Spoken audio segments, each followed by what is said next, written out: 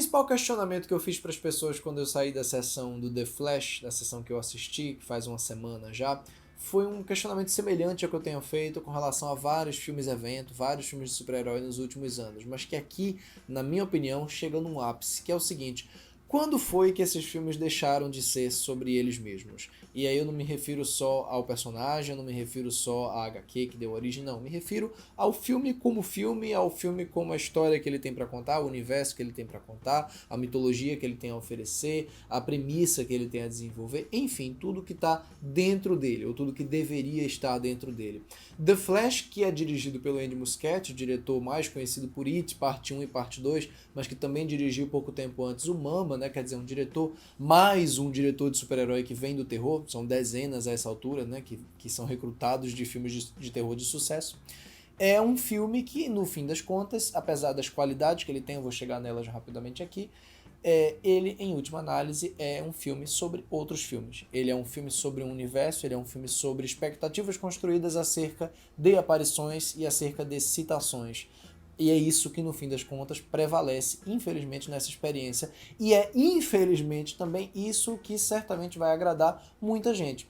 Eu fico muito solitário quando eu estou num ambiente de fãs de HQ, de fãs de super-herói, porque o que as pessoas esperam ver nesses filmes é precisamente aquilo que, a essa altura do campeonato, eu não aguento mais. E aquilo que eu até dou valor, aquilo que eu relevo, aquilo que eu acho interessante, é às vezes aquilo que essas pessoas desse nicho não dão nenhum tipo de importância.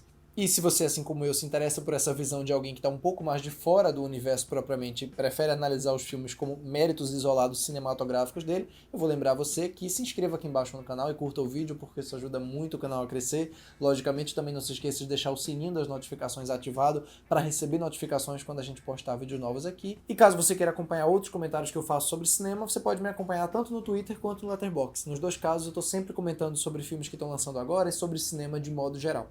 The Flash é sem dúvida nenhuma o filme mais hypado, né, da Warner DC desse ano. Eles já tiveram nesse primeiro semestre um filme absolutamente jogado na sarjeta, que foi o Shazam 2, Fúria dos Deuses, que foi um fiasco completo, um fiasco criativo, um fiasco artístico, um fiasco de bilheteria, enfim, tudo que tem direito. E mais pra frente eles têm alguns lançamentos importantes, como Besouro Azul e Aquaman 2, mas esse daqui, lógico, é aquele que reúne a maior expectativa dos fãs por conta das aparições do Batman, do Batman do Michael Keaton, do Batman do Ben Affleck, né, personagens que já foram aí anunciados nos trailers, que não é spoiler falar, né, e outras possíveis aparições que, enfim, podem ou não existir. Eu não vou falar aqui sobre elas, porque realmente não é o que me interessa indo ver um filme como esse. Como eu falei na abertura, o que eu quero ver quando eu vou ver um filme como The Flash é um filme do The Flash. Seja ele envolto em outros personagens do universo ou não, mas que seja um filme que se baste como experiência formal, como experiência gráfica, como experiência dramática, já que a gente está falando aqui de narrativas, né, de filmes que vão contar histórias. A história, e aí é onde entra a parte bacana e trágica ao mesmo tempo, na minha opinião, de The Flash, é muito interessante até, né? Para quem não sabe, aqui a gente vai ter uma tentativa de mudar o passado através desse recurso do personagem, né, de viajar muito mais rápido do que a velocidade da luz e conseguir, portanto, encontrar buracos no tempo para entrar neles, né? E daí você tem a primeira grande alteração que é feita aqui, e isso, lógico, vai provocar um grande caos no universo, vai provocar um grande colapso, né? Os mundos vão colidir e aí coisas vão acontecer e aparições vão acontecer, logicamente. E aí a gente tem todo um segundo ato voltado especificamente para isso. Não é spoiler, os trailers já se encarregaram de mostrar isso, portanto eu não estou falando nada aqui que ninguém saiba. Mesmo que sim, seja uma premissa datada e muito feita e refeita, é muito interessante ver essa ideia, essa premissa se concretizando do Barry, o personagem interpretado pelo Ezra Miller, dispensa questões pessoais em relação a ele, que é um bom ator, que funciona bem no personagem, na minha opinião, independente de qualquer coisa, se vendo no espelho através do Barry de outro tempo, né? Através do Barry de uma realidade em que certas coisas não aconteceram. A tentativa dele de entender a si mesmo e o aborrecimento crescente dele com o fato dele ser uma pessoa incrivelmente irritante é uma premissa muito boa por si só e que, na maneira como é feito aqui, na maneira como o Andy Muschietti consegue controlar a encenação, tem sim momentos genuinamente interessantes, principalmente na parte mais dramática do que na parte cômica. Nada contra o Ezra Miller no registro da comédia, mas, mais uma vez aqui, a comédia tem aquele tom de algoritmo, né? Tem aquele tom de uma piada que é feita com base numa fala solene de alguém que é interrompida, ou com base numa referência pop qualquer, enfim, então não tem nada, na minha opinião, que destaque The Flash do ponto de vista da comédia de qualquer outra coisa que seja feita, tanto no universo Marvel quanto DC a essa altura do campeonato. Mas no drama desse personagem, né, e na relação dele com ele mesmo, eu acho que a gente tem até uma ideia interessante que é razoavelmente bem trabalhada pelo filme. Não acho que seja totalmente descartável de jeito nenhum e acho que o ator segura bem. Assim como outras interpretações que estão aqui no filme também conseguem lidar bem com esse registro. Definitivamente não é um desses filmes em que as interpretações me causam qualquer tipo de irritação, né?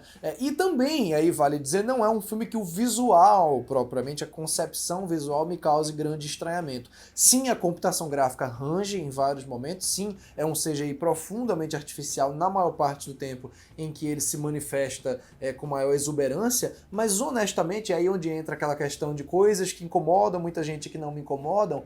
Aqui, particularmente, eu acho até que essa artificialidade faz um certo sentido e às vezes consegue provocar uma desolação que eu, pelo menos, acho que funciona dentro desse universo, funciona dentro dessa história aqui que eles estão contando em The Flash, ou pelo menos dessa parte de história que eles estão contando em The Flash. Agora, o problema é que no meio de todas essas qualidades, na minha opinião, o filme nunca consegue esconder o fato de que ele parece um compilado de propagandas do universo DC. Parece um compilado de um filme que ele poderia ser, ou de possibilidades cinematográficas que ele poderia oferecer. Ele nunca parece um filme completamente fechado em si mesmo. Ele depende muito dessa nostalgia, dessas poses e dessas músicas do Danny Elfman tocadas em momentos particulares, ou seja, questões que envolvem muito mais uma bagagem pessoal do espectador com esses personagens ou com esse universo, do que propriamente o que ele está tentando fazer. Eu não imagino de maneira nenhuma uma pessoa que não tem qualquer familiaridade com o universo DC, ou com os quadrinhos, ou com filmes anteriores do Batman, o que quer que seja,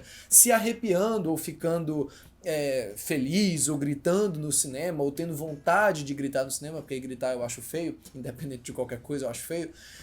Eu não consigo imaginar uma pessoa que não tem essa relação se envolvendo dessa maneira com o filme. Eu acho que esse envolvimento, de modo geral, vem muito dessa expectativa pelas aparições e não pela construção propriamente do que eles estão fazendo com essa história aqui. E eu repito, havia sim uma história bacana, uma premissa bacana, que poderia ser muito mais interessante, muito mais bem desenvolvida, se o filme não tivesse, durante a maior parte das 2 horas e 20 dele, um grande buraco, né, um grande buraco no tempo dedicado a outras coisas. Fazendo aqui o advogado do diabo, eu poderia até dizer que isso faz parte da própria ideia de The Flash, essa ideia de possibilidade, de multiversos, essa ideia até desoladora de que tudo, no fim das contas, vai resultar num mesmo fim.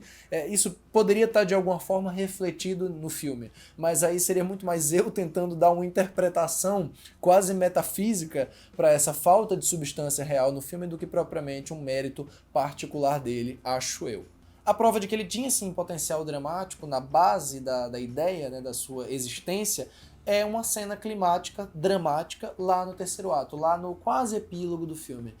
Sem entregar nada, é uma cena em que um abraço, pra mim, toca muito mais do que qualquer coisa que ele esteja fazendo até ali. É uma coisa original? Não, de maneira nenhuma, mas que ele faz de uma maneira forma particularmente bonita. Eu gosto tanto da interpretação do Ezra Miller nesse momento, quanto da direção, quanto de determinadas escolhas ali da cenografia também. Então, assim, é um filme que, na minha opinião, poderia ter sido um filme muito bacana, um filme muito bom, caso fosse contada a história que ele está se propondo, caso ele não dependesse tanto desse elemento extra-filme, caso ele não dependesse tanto dessa coletânea de aparições. E tem outras aparições aqui que me dão muita vergonha mesmo, porque você vê claramente o algoritmo do estúdio, você não consegue enxergar nada além da imagem dos produtores, você só consegue enxergar o pessoal piscando para você e dizendo: olha aí o que a gente tem preparado mais para frente, olha aí o que a gente poderia ter oferecido a vocês. Então, o questionamento de sempre, e que se faz mais necessário em The Flash do que nunca, é: quando foi que esses filmes passaram a ser sobre outras coisas que não eles mesmos? Faz um tempo já, e aqui o ápice é inegável.